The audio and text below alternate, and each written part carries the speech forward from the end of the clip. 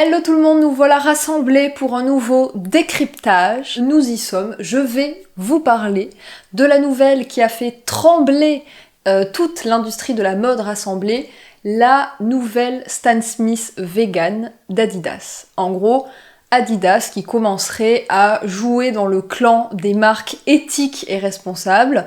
Bah écoutez, on va voir ça. Évidemment, je pense qu'on est tous d'accord ici pour... voilà, l'enjeu de cette vidéo n'est évidemment pas de décerner la palme éthique à Adidas. Adidas qui est l'une des marques de fast fashion les plus connues au monde. Ils vendent des millions de chaussures par an, et encore, je pourrais peut-être même dire des milliards. On est sur des gros chiffres. Hein. C'est donc une marque qui a profité de ce monde à deux vitesses dont je vous parle très souvent, donc de délocaliser toute sa production dans des pays où il y a des ouvriers qui sont très peu payés, très mal encadré, où le droit du travail n'existe pas. Voilà comment s'est construit Adidas depuis sa naissance. Hein. Je crois que ça a commencé dans un petit village en Allemagne, mais Adidas a bien grandi depuis. Donc voilà, ils ont profité de ça. Ils profitent aussi évidemment de campagnes marketing géantes pour faire toujours acheter plus, pour produire toujours plus vite, toujours moins cher, avec beaucoup de matières synthétiques, etc. Donc évidemment, vous vous en doutez, hein, je l'espère en tout cas, on ne va pas dresser ici un portrait d'Adidas comme étant la marque parfaite, à la démarche exemplaire, etc. Ça, non, évidemment, si c'est ce que vous cherchiez et ce que vous attendiez, vous allez être déçus. Cela dit, comme d'habitude, tout se nuance. En fait, l'intérêt du décryptage de cette fameuse Stan Smith, c'est justement de se questionner sur la démarche d'Adidas. Est-ce que c'est quelque chose qui sorte du chapeau comme ça tout d'un coup parce que l'éthique et l'éco-responsable ça se vend? Est-ce que c'est accompagné d'une réflexion sur leur démarche globale? Est-ce que ça peut apporter aussi quelque chose à l'industrie de manière générale? Enfin bref, tout est imbriqué. C'est pour ça que tout se nuance et que la nuance, encore une fois, est primordiale et surtout sur ce genre de sujet. Donc on y va. Je vais quand même jeter un œil, par acquis de conscience, au compte Instagram d'Adidas. Bon, je vous avoue que s'il y a écrit, s'il y a une petite feuille verte ou qu'il y a écrit marque engagée ou pire, éthique ou éco-responsable, je leur ferai peut-être un petit mot quand même. Hein. Adidas Paris. Par le sport, nous avons le pouvoir de changer des vies. Non, c'est bon. Me voilà soulagée. Et Adidas tout court. Through sport, we have the power to change lives. Mais c'est tout. C'est bon. Cela dit, voilà petit aparté que m'inspire la vision de ces comptes Instagram. Impossible is nothing. Through sport, we have the power to change lives. En fait, pour ces gens qui sont exploités par l'industrie de la mode, désolé de casser l'ambiance, mais si, il y a vraiment des choses qui sont impossibles, puisque quand on en est réduit à travailler 80 heures par semaine et à être payé pas suffisamment pour pouvoir envoyer ses enfants à l'école, pour être serein au niveau alimentaire, si en fait il y a vraiment des choses qui sont impossibles. Clairement, Adidas et les autres marques de fast fashion, en travaillant avec des fournisseurs qui ne respectent pas l'humain, ils participent, et je dirais même qu'ils financent, un système où il y a des êtres humains sur Terre qui n'ont pas le choix, pour qui, rêver est impossible, qui n'ont pas de liberté, qui n'ont pas d'émancipation possible. Ils soutiennent un monde où tout le monde ne peut pas prétendre aux valeurs qu'ils défendent. Donc voilà, on a le droit de rêver à l'impossible en portant des vêtements Adidas, mais il faut pas oublier que ces vêtements-là, ils ont été fabriqués par des gens qui, eux, n'ont pas le choix. C'est jamais plaisant, en fait, de casser le décor en carton-pâte que les marques créent autour de leur nom. Il y a un véritable travail, et Adidas est très très fort. La communication d'Adidas, moi, très souvent, ça me met des frissons, en fait, parce que c'est beau, parce que les messages sont forts, parce que ils font souvent parler des gens inspirants qui sont allés au-delà de l'impossible, et ça a fait rêver, ce sont des modèles qui font rêver. Mais voilà, il faut essayer de recontextualiser. Et encore une fois, là, on parle de la Stan Smith, donc on parle d'Adidas. Je pourrais mettre tous les autres noms à côté, Nike, y a qui d'autre comme marque de sport, je sais pas, n'importe quelle marque de fast fashion, peu importe le message en fait d'espoir, inspirant, d'émancipation, etc. qu'elle pourra utiliser, peu importe ce message-là, toutes les marques de fast fashion en fait ont le même décor derrière le décor en carton-pâte. Et Adidas, très clairement, je suppose qu'on le verra là, que ça me confortera dans l'idée que j'en ai, c'est loin d'être les pires. Bon allez, et si on allait voir la nouvelle Stan Smith? Alors maintenant, il va falloir que je la trouve, cette basket éco-responsable sur le site d'Adidas, parce que il y a beaucoup de produits. Durabilité, tout produit éco-responsable, donc ils ont quand même 400 produits éco-responsables, les gars. J'ai envie de dire soit chapeau, soit bon, ça fait peut-être un petit peu beaucoup. 82 modèles Prime Green, donc c'est celui-ci, hein, le modèle qui a fait beaucoup parler de lui. C'est la nouvelle technologie d'Adidas en fait qui s'appelle Prime Green. Alors je suis quand même étonnée de voir qu'il y a 82 modèles, je suppose que du coup ça se décline en différentes couleurs. Ah oui, il y a en effet tout plein de couleurs. Tout plein de couleurs. Bon, on va cliquer sur la classique, hein, avec le bord vert là à l'arrière. Enfin, c'est ça la classique, il me semble. Mais il y a plein de choix, il y a même une chaussure de course, j'ai l'impression. Alors, donc, qu'est-ce qu'on nous dit? Qu'est-ce qu'on nous dit? Chaussures Stan Smith, des lignes épurées, un style simple. L'essentiel de la Stan Smith n'a pas changé depuis 50 ans. Ça, c'est vrai que c'est quelque chose qu'on peut leur accorder, c'est-à-dire que si on a acheté sa Stan Smith il y a 50 ans, on peut encore les porter aujourd'hui. Il faut évidemment qu'elles aient résisté au temps, j'avoue que j'en ai jamais possédé, donc je ne sais pas du tout si c'est résistant, mais en tout cas, en termes de style et d'intemporalité, on est plutôt bon. Voilà, donc ils expliquent que la grande différence du coup avec la Stan Smith qui a été fabriquée il y a 50 ans, c'est que celle-ci, elle possède une tige en matière synthétique conçue à partir de matériaux recyclés pour réduire la pollution. Alors, la tige de la chaussure, on va faire un petit cours.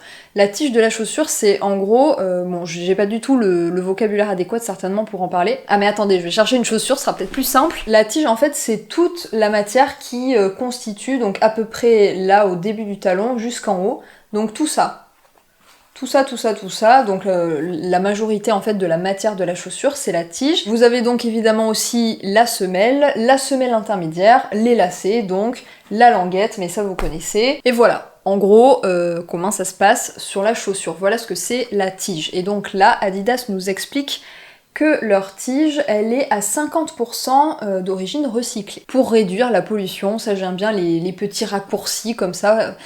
Parfois j'ai vraiment l'impression qu'on nous prend pour des abrutis, genre pour réduire la pollution, ça veut tellement tout et rien dire à la fois. La pollution de quoi? La pollution atmosphérique, des eaux, du sol, la production, on parle de la fin de vie du produit ou on parle de la production, enfin je veux dire c'est tellement, on nous prend tellement, vous savez c'est juste pour terminer la phrase en fait, au niveau de la musique de la phrase il fallait rajouter 3 mots à la fin, et hop, on glisse pour réduire la pollution. J'ai l'impression vraiment qu'on nous prend parfois pour des jambons. Et donc ensuite, ils expliquent que ce produit est conçu avec Prime Green, une série de matériaux recyclés haute performance. 50% de la tige est conçue à partir de matériaux recyclés. Donc ça, on vient de nous le dire. Et donc, sans polyester vierge. Pas très généreux en détail, quoi. Parce que 50% de la tige est conçue à partir de matériaux synthétiques recyclés. Bon, ok, on a compris, c'est déjà très bien. Mais du coup, quid des 50% restants? Du coup, alors, déjà, moi, j'ai un questionnement, c'est quoi les matériaux qui sont recyclés? Donc c'est des matériaux synthétiques, ok.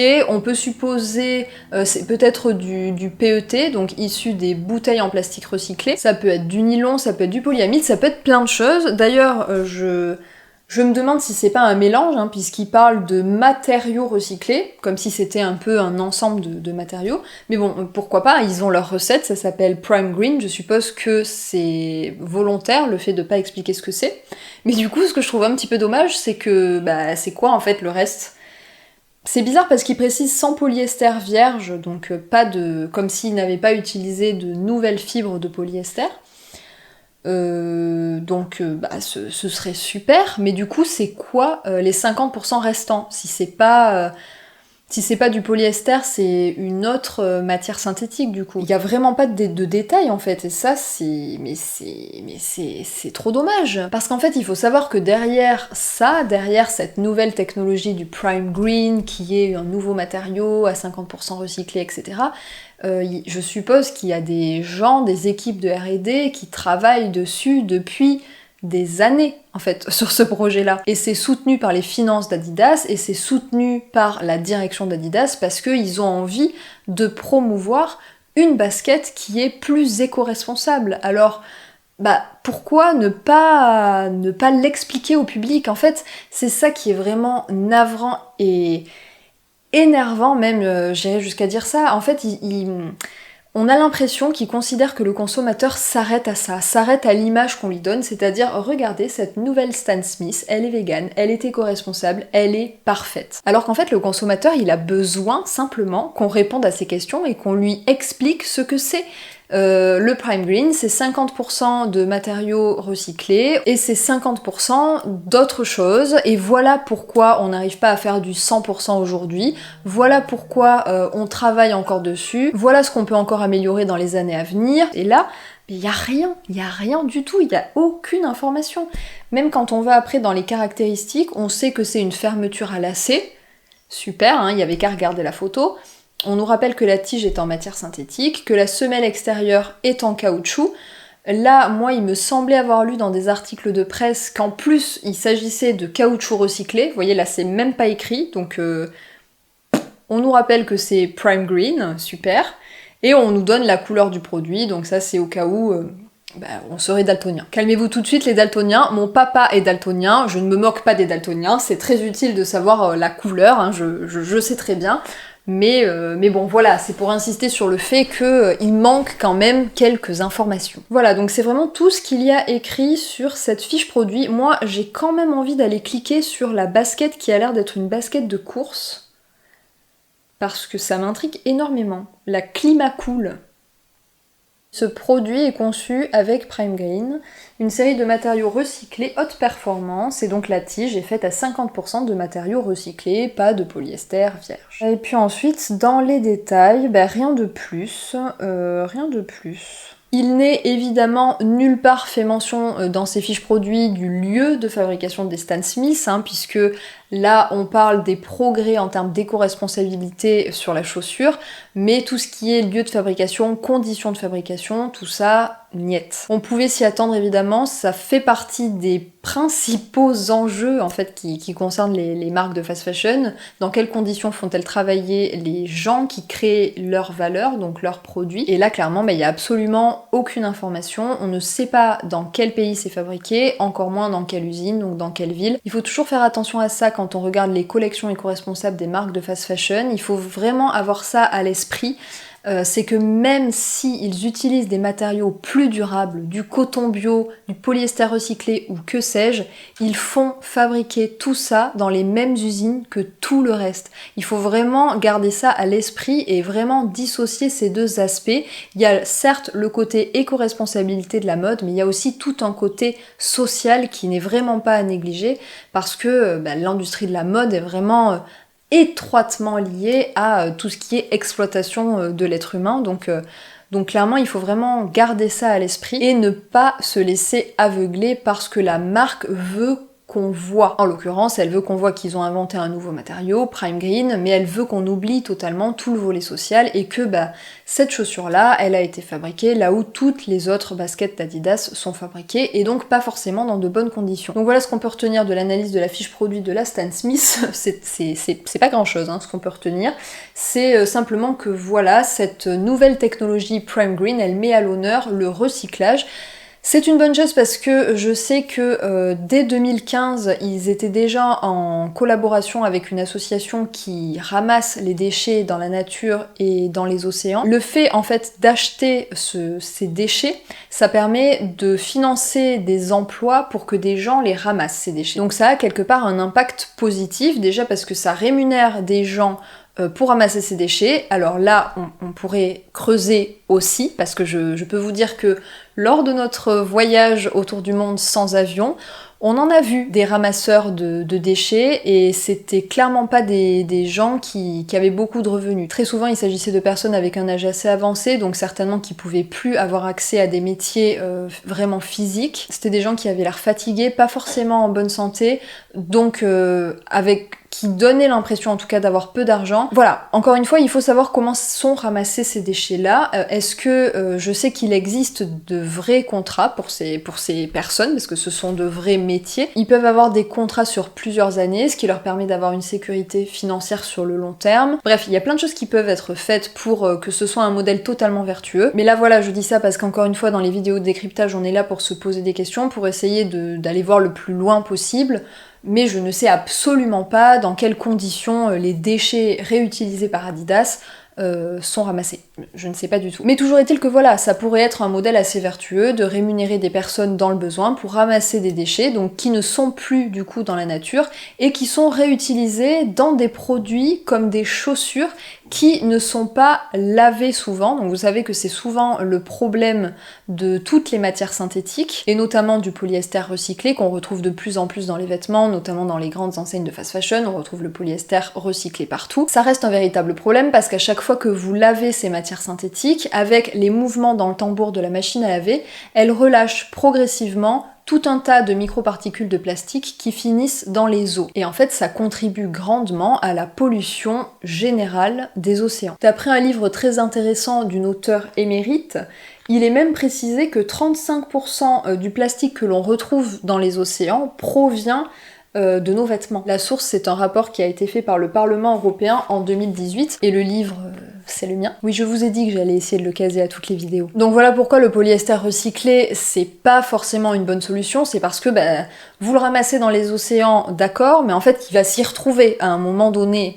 Sauf que le problème est différent, l'enjeu est différent quand il s'agit de chaussures parce que vous les passez pas dans le tambour de la machine à laver. Donc voilà, réutiliser des déchets pour fabriquer des chaussures, ça peut être tout à fait intéressant. Là, apparemment, Adidas, certainement après plusieurs années de recherche et développement, en est à pouvoir utiliser 50% pour ces chaussures, parce qu'il faut évidemment qu'ils réussissent à avoir des chaussures suffisamment résistantes, suffisamment souples, qui durent aussi dans le temps évidemment, parce que vous savez que quand on réutilise une fibre, elle a plus tendance à se casser, elle se rétrécit en fait, donc forcément pour assurer une certaine résistance, on n'arrive pas aujourd'hui à avoir du 100% recyclé, et donc très bien, on est sur du 50%, et certainement en fait que si Adidas, qui est l'une des plus grandes entreprises de mode du monde, n'arrive pas à faire mieux, c'est que pour l'instant, ça coince un petit peu. Parce que c'est ça aussi qu'il faut savoir, c'est que ces grandes entreprises, elles ont le fric. C'est donc elles en fait qui investissent dans les laboratoires, dans les usines, dans le matériel technologique qui est nécessaire. Parce que le cuir vegan,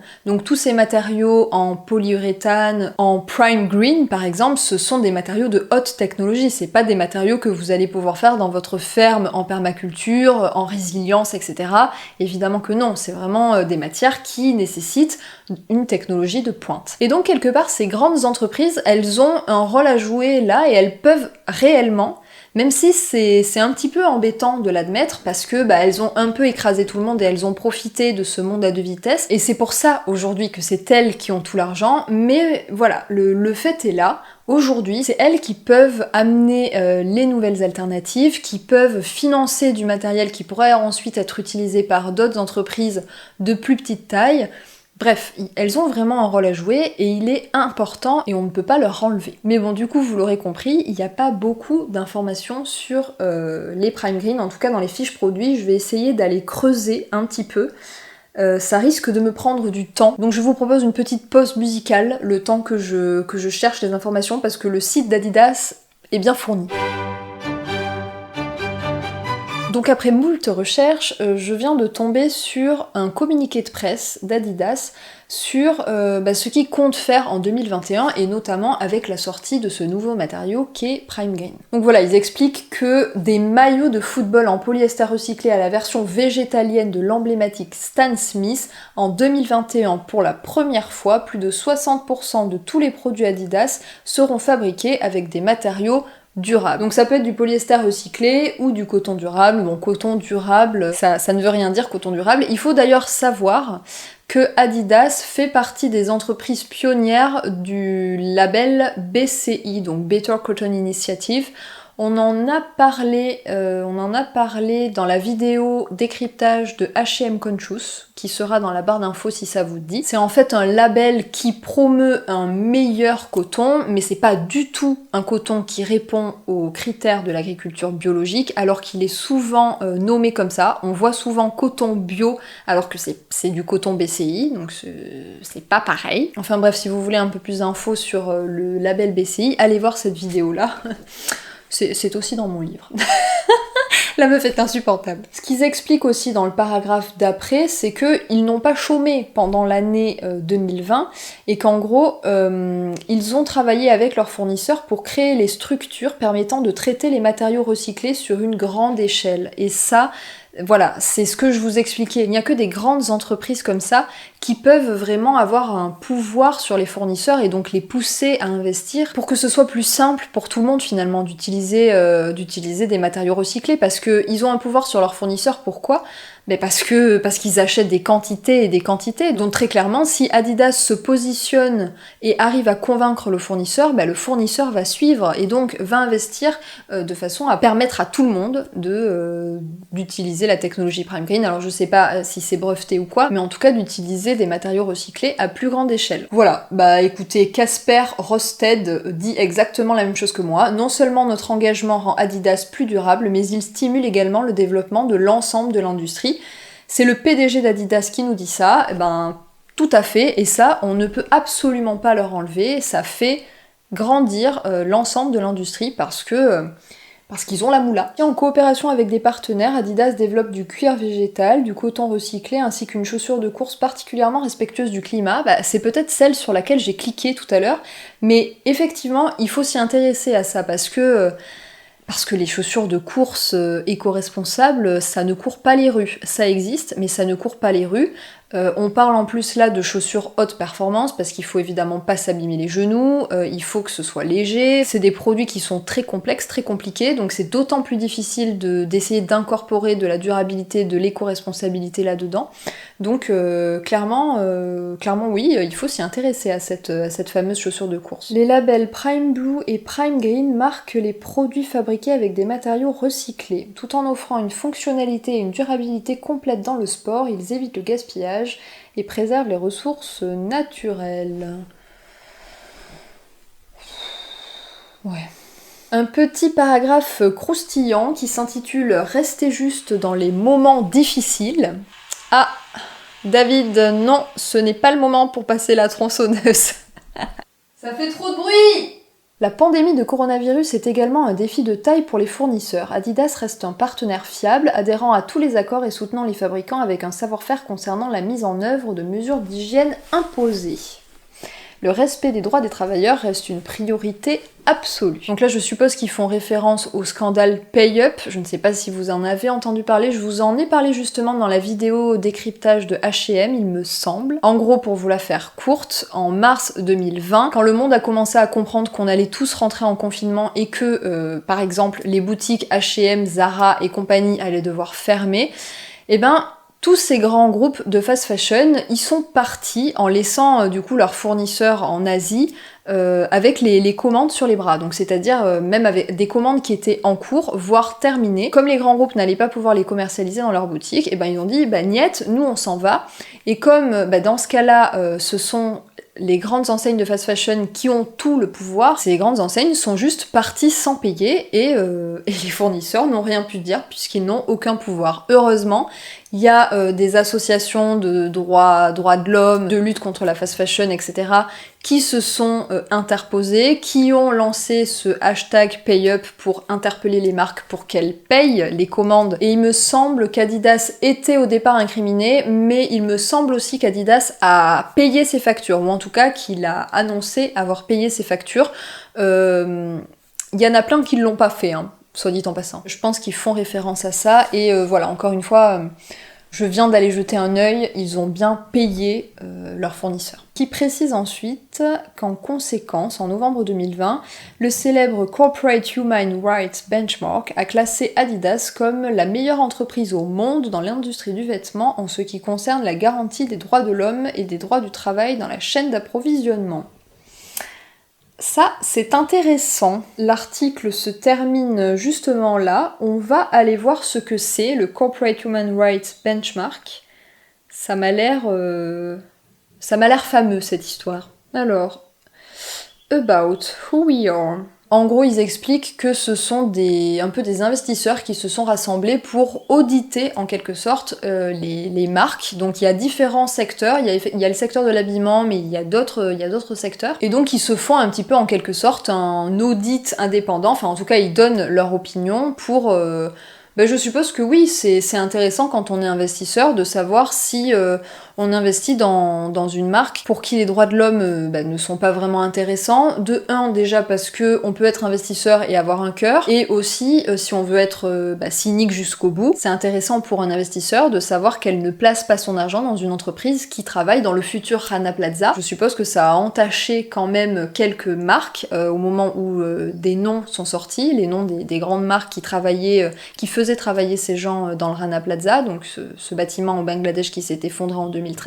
Je suppose que ça a ébranlé un petit peu les bourses, que certains investisseurs n'étaient pas contents. Donc voilà, si on veut rester cynique jusqu'au bout, ça peut représenter un risque en fait de travailler pour une marque qui potentiellement pourra être un jour mêlée à un scandale humain. Ok, mais alors comment est-ce que ça fonctionne ce benchmark? Methodology, perfect.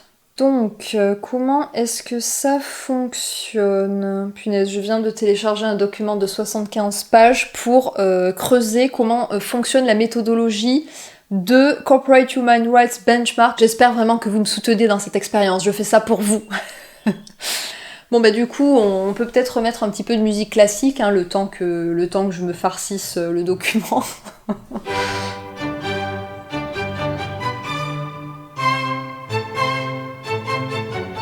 Alors, voilà qui est intéressant. Là, ils expliquent en gros comment est-ce qu'il fonctionne. Bon, j'ai l'impression qu'on a un peu affaire à un décryptage en mode vidéo décryptage is no good. J'ai l'impression que c'est un peu... Ils ont un peu la même méthodologie que moi, donc ça fait un petit peu peur. Premièrement, on demande aux marques de donner de l'information, donc d'être plus transparent. Ok. Deuxièmement, avec les informations qu'elles donnent publiquement, on fait une première évaluation. Troisièmement, on écrit aux marques avec notre première évaluation pour leur dire bah voilà, vous êtes notés comme ça, mais parce qu'il nous manquait ci et ça comme information, donc est-ce que vous pouvez nous les donner? Et on en profite aussi pour leur poser des questions. Et quatrièmement, donc les marques, une fois qu'elles nous ont renvoyé les infos, on fait notre évaluation globale. Franchement, là, c'est méthodologie des vidéos décryptage is no good, hein.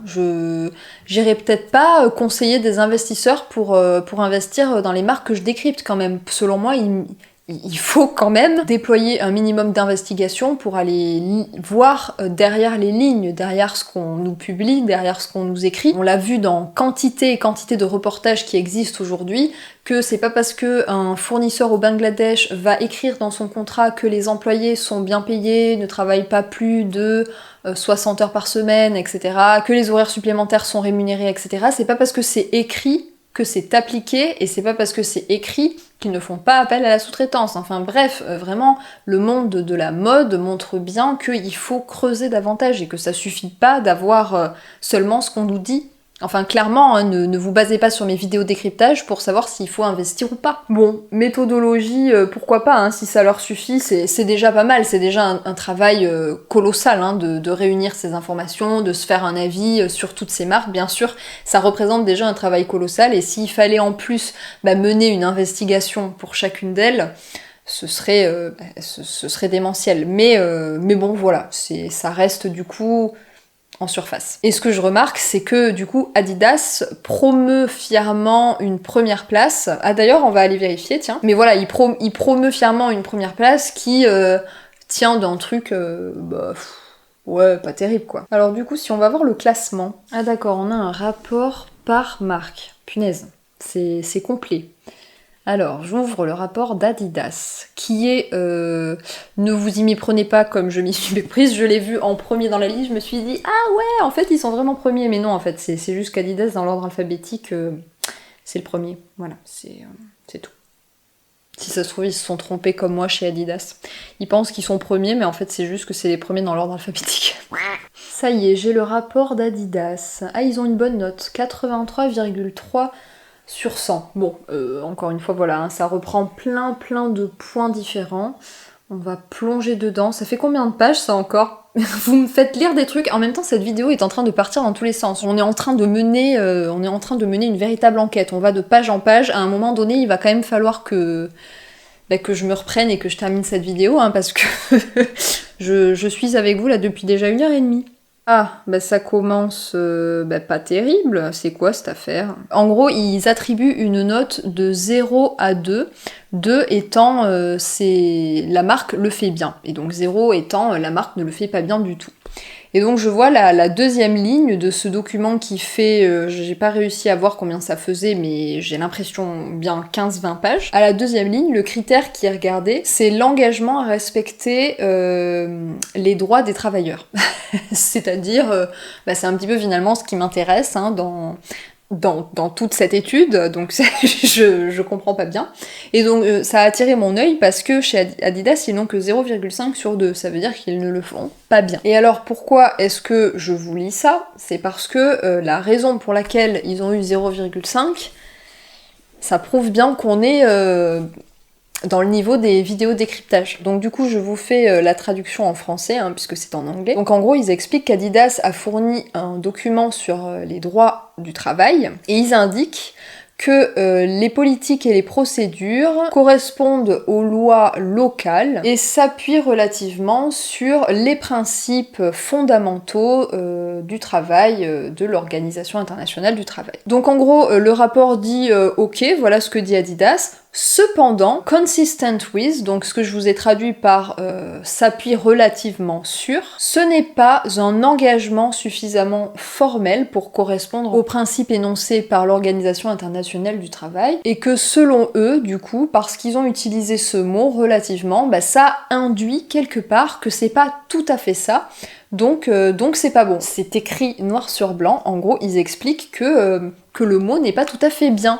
Donc, donc voilà leurs outils, en gros. Voilà comment, voilà leurs outils. Si Adidas avait utilisé un mot un petit peu plus, avec un peu plus de vernis, ils auraient eu une meilleure note. Cela dit, pour revenir sur l'engagement éthique d'Adidas, comme je vous l'ai dit, ils ont fait partie des entreprises qui ont payé quasiment tout de suite lors de l'initiative du Pay-Up. Ils ont annoncé formellement et publiquement qu'ils ne souhaitaient plus utiliser du coton en provenance de la région du Xinjiang en Chine. Vous savez que c'est dans cette région qu'il y a les camps de concentration ouïghours, etc. Donc ils se sont formellement opposés à ça, si bien que la Chine a même quelques représailles, c'est-à-dire que elle a décidé, donc ils sont pas tout seuls évidemment, hein, il y a H&M, Nike, je sais aussi, enfin elles sont plusieurs, hein, ces marques à s'être formellement opposées à ça, mais toujours est-il qu'il y a forcément des conséquences économiques, c'est que l'avoir fait publiquement, du coup la Chine le prend mal et refuse en fait désormais de commercialiser leurs produits. Donc ça a forcément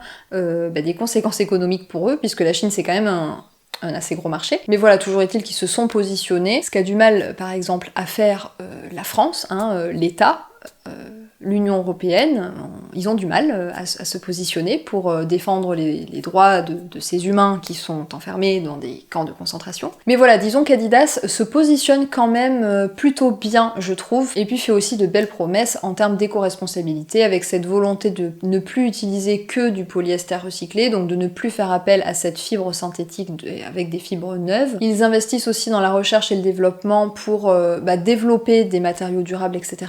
Donc clairement, moi j'ai l'impression quand même que il y a une démarche globale. Alors évidemment, voilà, hein, encore une fois, on n'est pas là pour jeter des fleurs à une marque qui s'est enrichie parce qu'elle a profité de ce modèle de la mode qui va droit dans le mur et qui cristallise un petit peu aujourd'hui tout ce qui ne va pas dans le modèle capitaliste. Hein. L'industrie de la mode, elle a un petit peu tout. Les injustices sociales, la pollution des sols, des eaux, de l'air, la position de la femme, la colonisation moderne, bon, il y a un peu tout. Mais voilà, il y a quand même de bonnes choses qui sont faites dans le bon sens.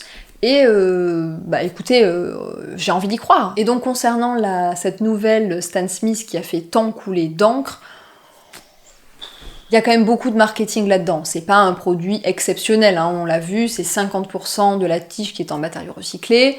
On sait pas grand-chose en fait sur comment est-ce que c'est recyclé, parce que quelle énergie est-ce qu'il a fallu pour le recycler, est-ce que ça vaut le coup en fait, il y aurait tout un tas de questions et d'enjeux à se poser, mais le problème c'est qu'on ne peut pas se les poser parce que Adidas retient l'information. Je peux vous assurer que pendant les petits interludes musicaux, moi j'ai cherché, beaucoup cherché des documents en fait qui pourraient nous apporter des informations sur ce que c'est Prime Green.